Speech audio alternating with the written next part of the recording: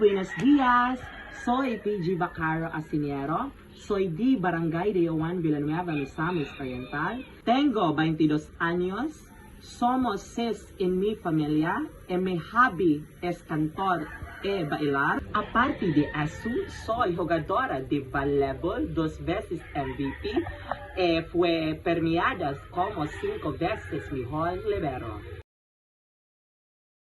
Aprender un nuevo idioma como el español puede ayudar a impulsar tu creatividad personal. Con más creatividad, aprender un segundo idioma puede mejorar la función cognitiva y la memoria.